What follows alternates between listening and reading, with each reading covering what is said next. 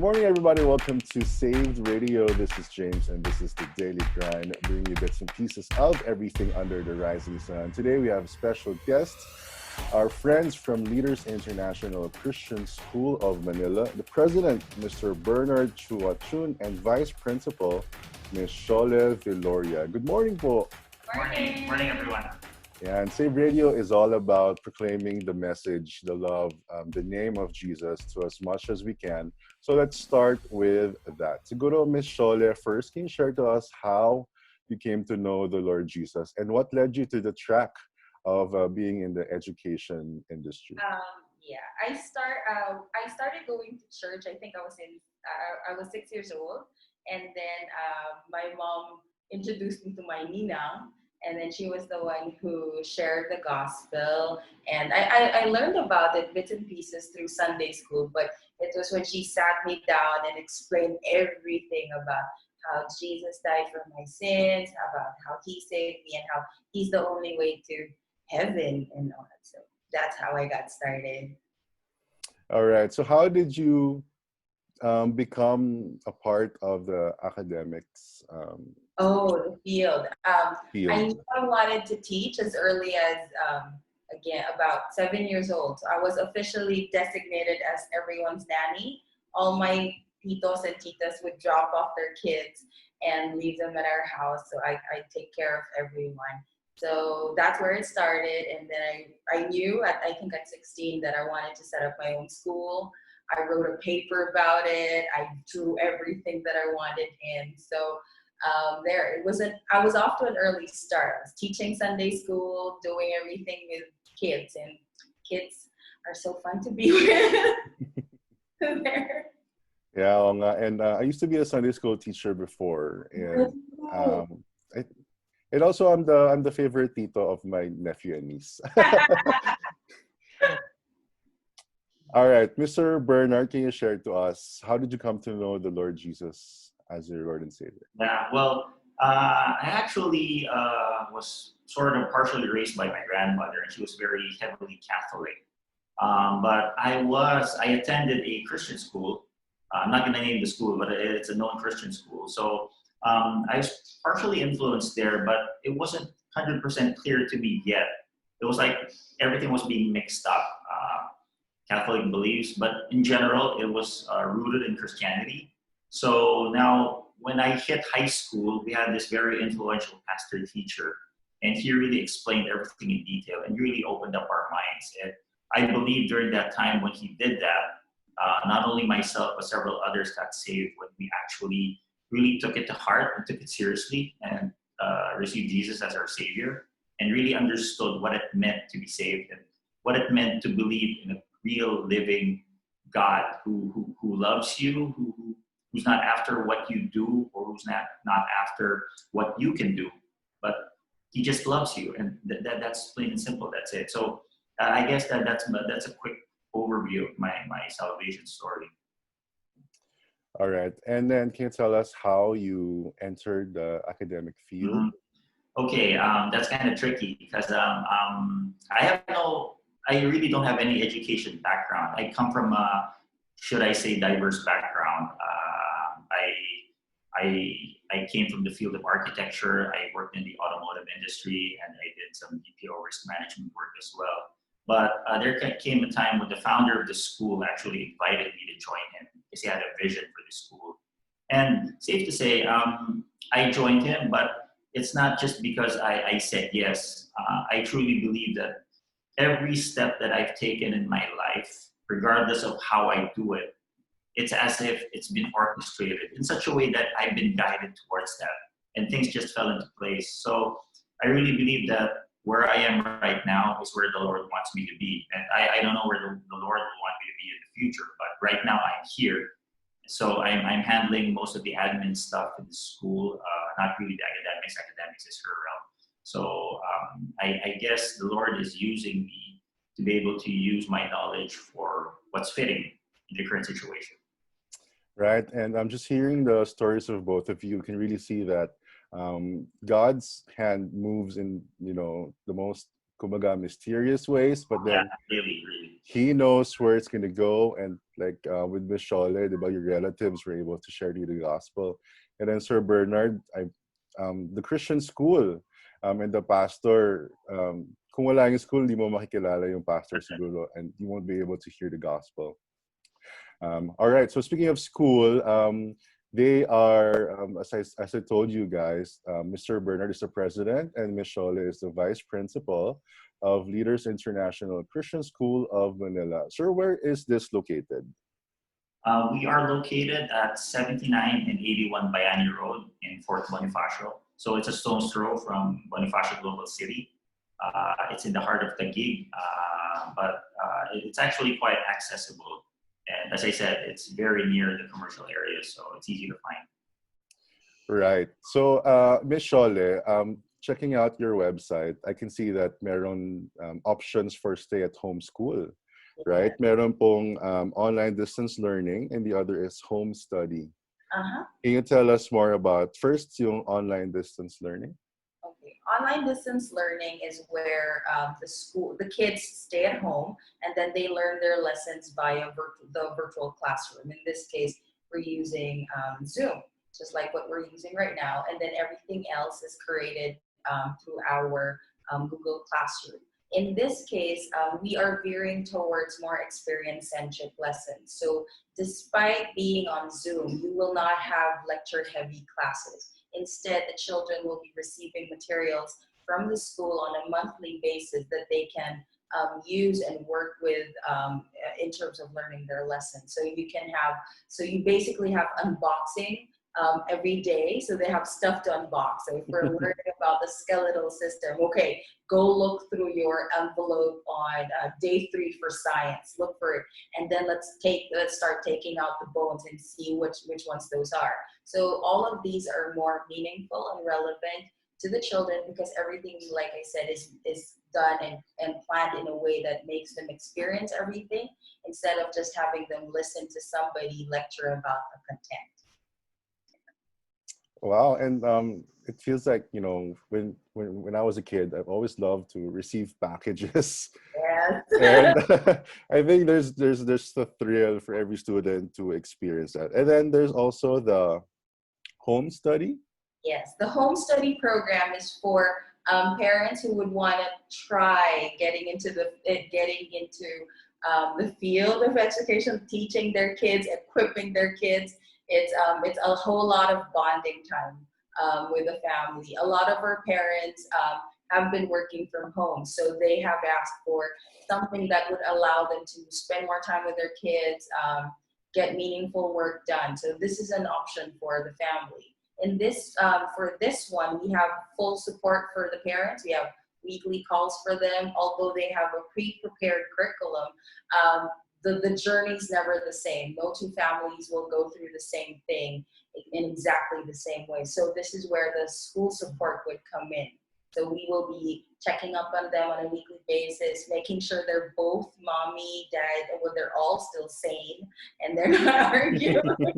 So things like those. And we want to make sure that at the core of everything, as they go through their journey, they still keep Christ at the center and not get lost in the mumbo jumbo of schoolwork. Right.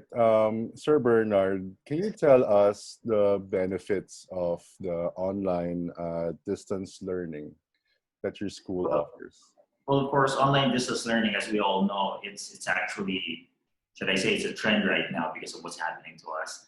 But the pure benefits of it, I guess when comparing to homeschool, is that you still have a live teacher and you have interaction. And although you're in a virtual environment, you're still with your friends, you're still with your classmates, you're still with other people. And there is that level of connection with your grade level, with your batch, and of course with your teachers.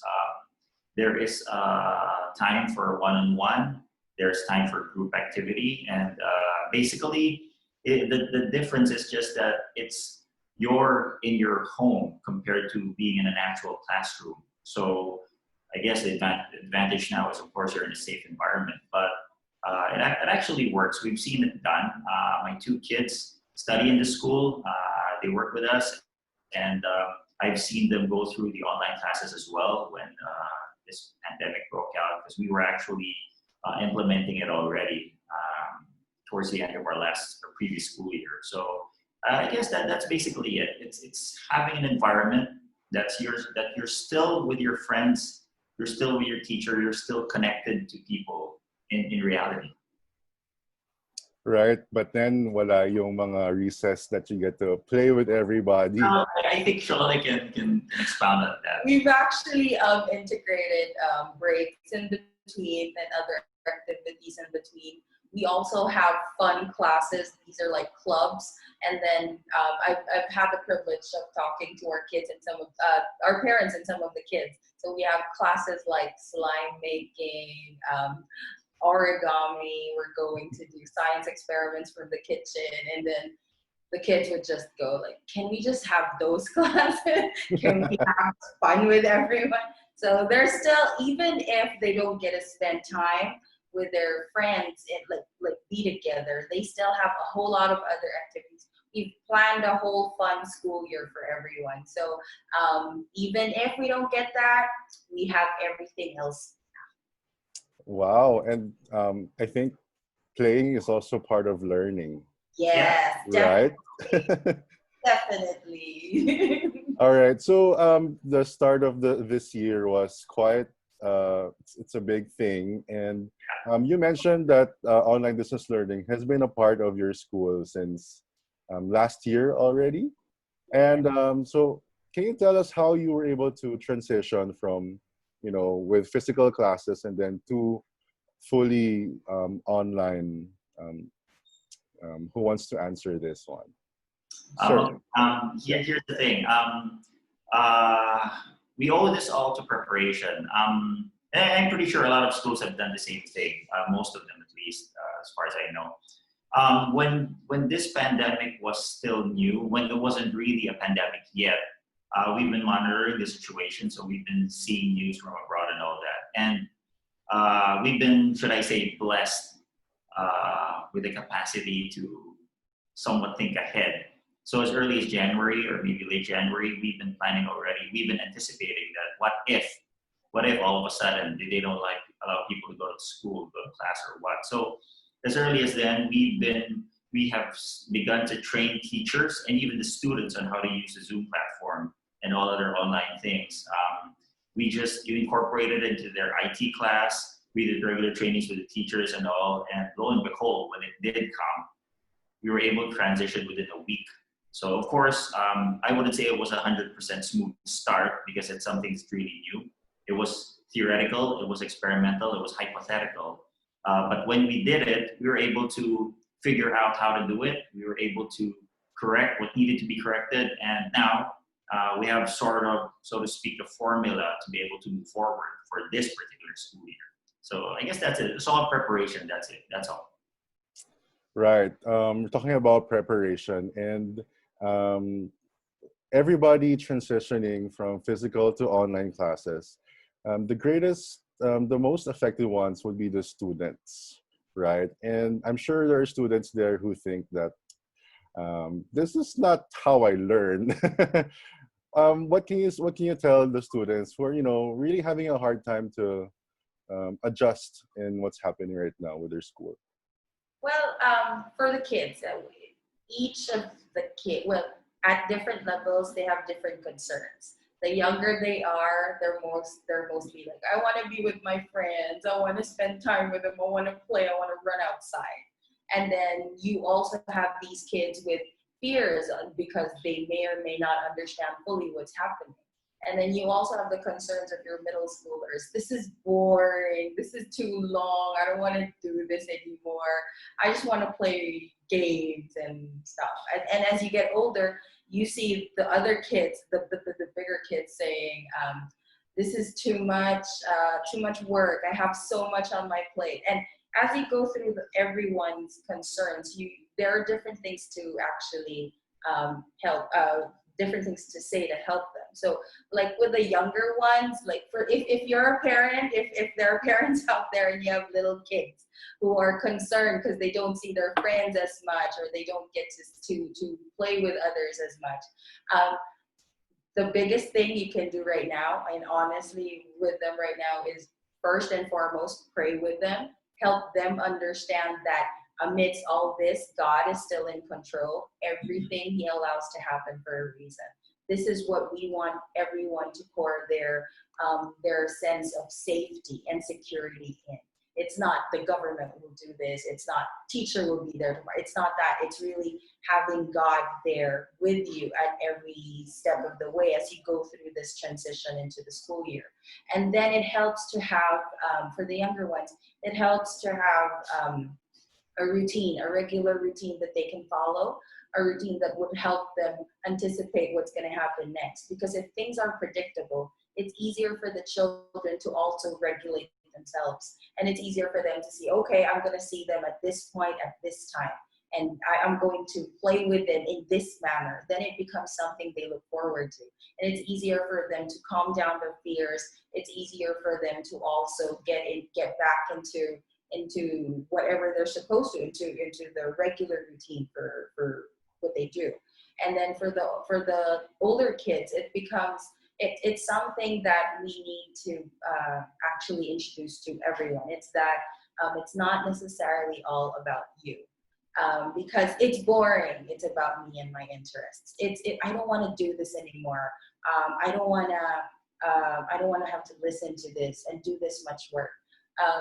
It helps to bring them out of where they are and then help introduce them to the world around them. And it helps to have them see, you know what, amidst everything, I know you're not yet ready to see exactly what's happening outside, but it will help. If there are parents out there who have middle schoolers up until about 8th, 9th graders, it will help to have them see that, hey, this is exactly what's happening in the world outside. It looks scary. It is scary. But you know what? God is in control of everything. He's the one in charge of everything. And, you know, there are things that you can do. What are the things that you can do for the world outside? Not necessarily getting stuck with how meaningless existence has happened because you're now stuck at home. So these are things that that need to be addressed amongst the different age ranges. All right. Sir Bernard, with the online distance learning happening, can you share to us what's the schedule of a kid like during the day? Is it the same as, regular 7:30 to 3:30? Okay. It basically starts about the same day you would have in a regular school, the regular school setting. But because of the challenges of having too much FaceTime or online time, we've actually shortened the classes and shortened the periods. We've incorporated break times and we've incorporated project periods right in between so that they'll be able to work on projects and then submit them later in the day or maybe the following day, following morning or whatnot. Basically, the flow of the day should be practically the same, but we've just lessened the actual FaceTime. That's for, again, Shirley mentioned earlier, for the sanity of the kids as well, because it's really bad. I mean, having them play games all day and all that, that's bad enough, but we don't want, it's not just a substitute that just because this is education, it's okay. No, it's not all right. We have to be able to limit it as well. But we've made a schedule in such a way that the education is still enriched and that they get what they need to get. They get the learning that they need to learn, whether it be through the teacher or through their self-learning and experiential activities, which they're gonna carry out on their own, or even as a group with their classmates. So that's a picture of how it is. And of course, it's gonna be different for different levels, different for the younger ones, the older ones, and all of that. So that's basically it. All right. My next question is for the parents. All right. Maybe they're interested to enroll their kids to home study. How should they do it? What do they need to? What can they expect? Well, home study is hard. That's what I tell everyone. Mommies and daddies, if you think that homeschooling is really the best fit, it's something you have to pray about. It's something you have to really work on as husband and wife because it's not simple. It's not sit down, teach your kids time.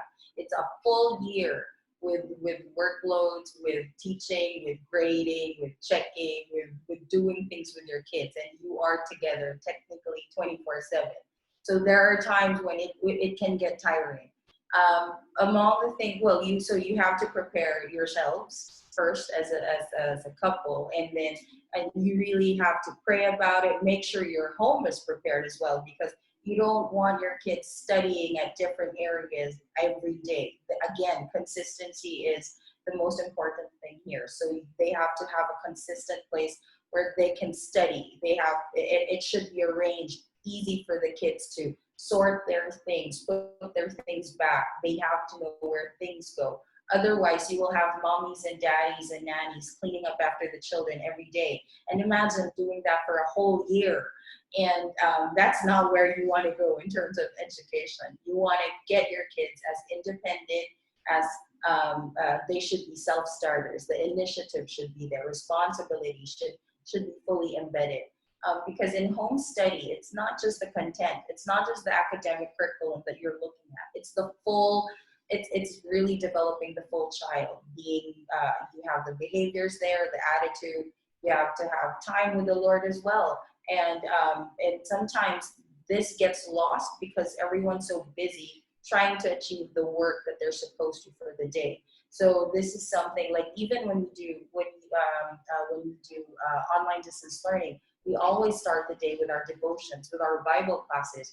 And this is something that we would want the families to also get into, so that even as they do study at home, they have God at the center of everything they do. Right. And because I remember in our curriculum back in homeschool, kailangan ding merong field trips, and there's PE classes, there's music classes. Do you have the same with yours? Everything will be done online. So, for example, for the people under the home study program, they have the option to get involved in different programs. They can join the ones we have in school, or they can also look for their own. There will be support from us, because we will be training the parents how to create their curriculum, how to look through the content that's available online. Because like we said, everything has to be done in the comforts of your home. So no going out. You still have to be able to maximize on experiences that are available at home. Right. So it's great to hear that even if the parents were about to journey into home study, they have your support. Yeah. They have you're just a phone call away for sure. All right, Sir Bernard, if the government does allow physical classes to resume, what's your school's decision on that one? How are you going to implement it? Okay, we actually have a lot of parents who are currently enrolled who actually prefer the physical in-school teaching, in-school learning. But of course, we're limited as of current. But if the government does allow it, we can transition to it. We can shift those who want to shift back into regular schooling. But of course, we will still practice social distancing, and we'll take a lot of care in doing so and taking kids back in. We'll have to limit the number of kids in school, regardless, even if the government says that we're allowing it, because we're keeping safety in mind as a priority right now. But again, we can limit the number of people who can come in. We'll probably stagger some classes, maybe split many of them. And then now for the other kids, the other parents, they can choose to continue with online distance learning for as long as they want. If they really want to, they can finish the year for that matter. But we're open to it, and we're ready for it actually. Right now, despite being semi-work from home and operating on a skeletal crew, our building is actually being maintained every day. Our cleaners, our maintenance people, they're all here. So our facility is actually ready at any given time to take in people. It's just that there's nobody there. So, but we're ready. All right. So a question for both of you. A lot of parents may have not yet, they haven't decided yet on what they're going to do with their children's education. Some say they want to, skip a year so that, mas importante, of course, the health of their kids. But some say they want to move with online learning. Ms. Shole first, what's your message to parents who are really having a hard time with that one? Okay. mommies and daddies, this is where we're at right now is very scary. We're not sure when things will be open. I mean, when school will be open. Again, to take your kids back in. We're not sure how safe everything is. But again, amidst it all, keep in mind that as we transition, as you look for the right fit for your family, it's necessary to go through it in prayer, to go through it with your kids as well. Talk to them because they are part of the journey. It's not just you who's actually stressed, it's your children as well. So as you decide on which one, whether to go home study, to go on online distance learning, or to take a gap year where you don't go to school, just make sure that they are involved every step of the way, because your kids can take on more than we normally expect, and they're more resilient than we give them credit for.